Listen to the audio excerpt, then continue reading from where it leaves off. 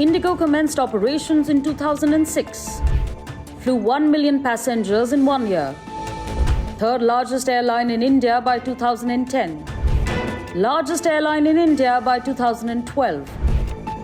How did IndiGo manage to gather a 64% market share?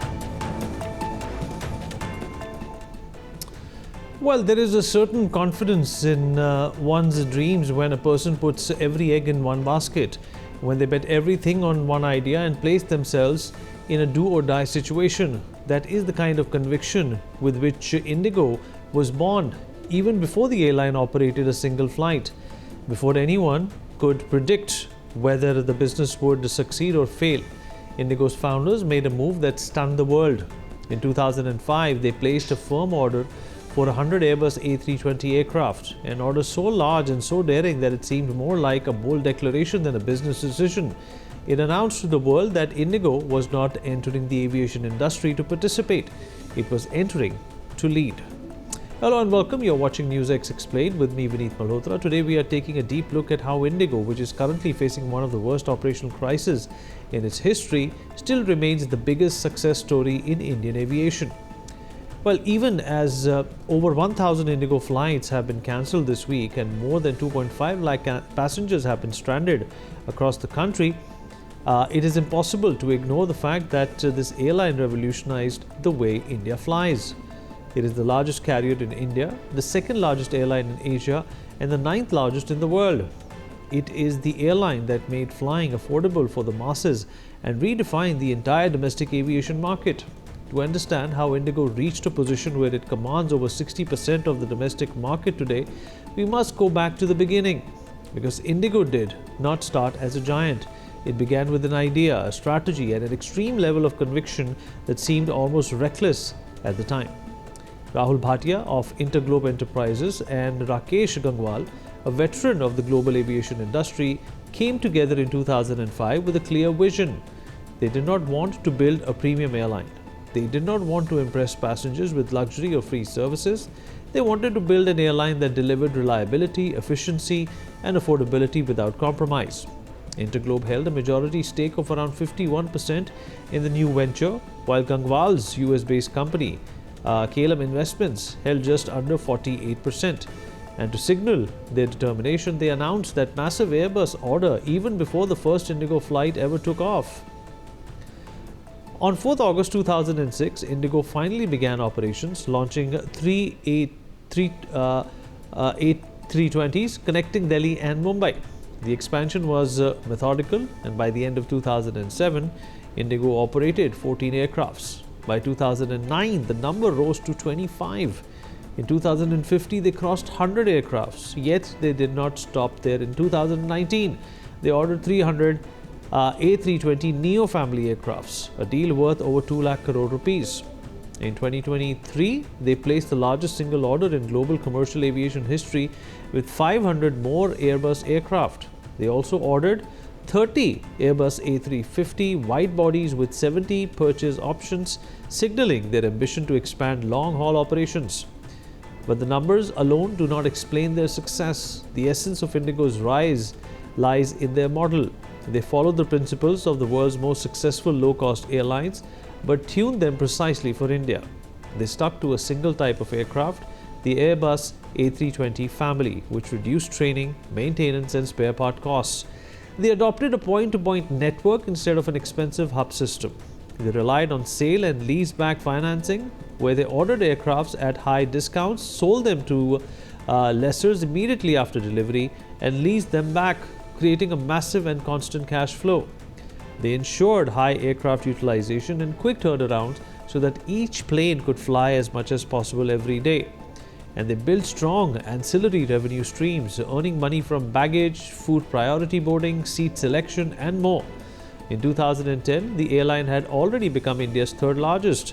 By 2012, just 6 years after their first flight, IndiGo became the #1 airline in the country by market share. But IndiGo's rise did not happen in isolation. It happened against the backdrop of one of the most turbulent periods in India's aviation history. To understand how IndiGo captured more than 60% of the market, we must look at what India's aviation landscape looked like 20 years ago.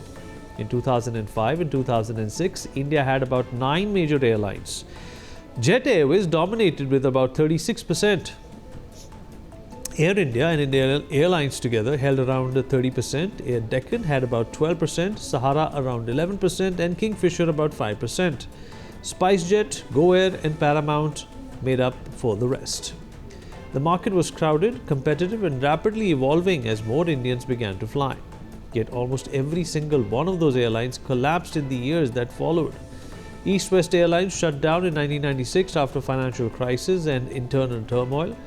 Modi Air also collapsed in 1996 due to poor load factors. Air Deccan, the pioneer of low-cost flying in India, was acquired by Kingfisher in 2008 after sinking into losses. Paramount Airlines shut around 2010 after a string of legal and leasing disputes that grounded its entire fleet.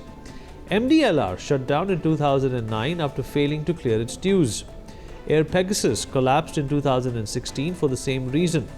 Air Carnival followed in 2017, and Kingfisher collapsed spectacularly in 2012 under a mountain of debt, unpaid taxes, unpaid salaries, and an unsustainable premium business model. And in 2019, the giant of them all, Jet Airways, shut down after years of losses, high expenses, and a model that no longer fit a low-cost driven market. Every time a private airline collapsed, IndiGo grew stronger. And this is the heart of the story. Kingfisher's collapse in 2012 created a huge gap.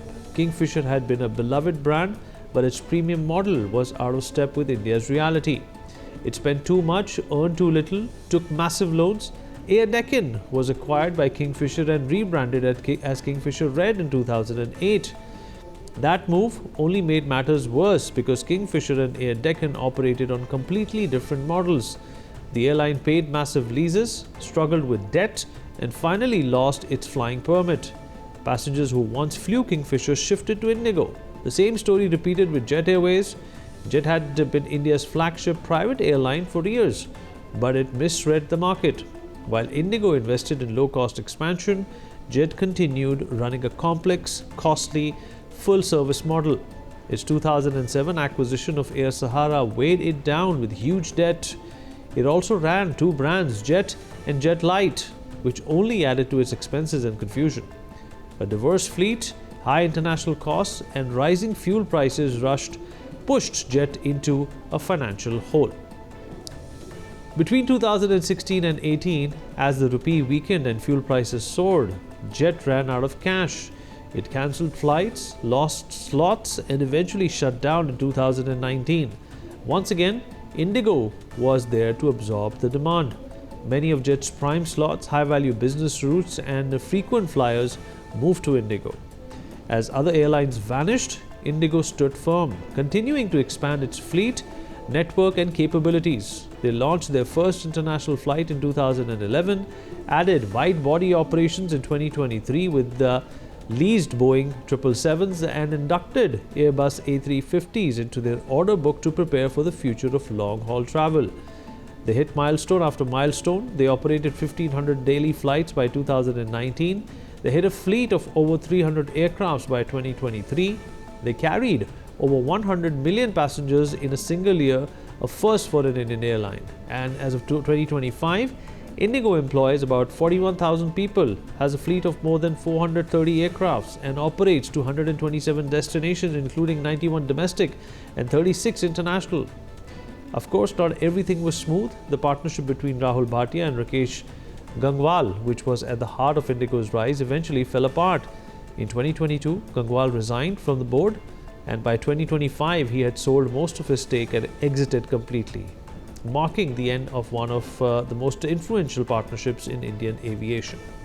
Yet the airline they built continues to dominate the skies today, and even though IndiGo is facing major operational challenges this week, the story of how it rose from a three-plane to an undisputed market leader is a story of strategy, discipline, and unmatched understanding of India's flying public. Commenced operations in 2006. Flew 1 million passengers in 1 year. Third largest airline in India by 2010. Largest airline in India by 2012. How did IndiGo manage to gather a 64% market share?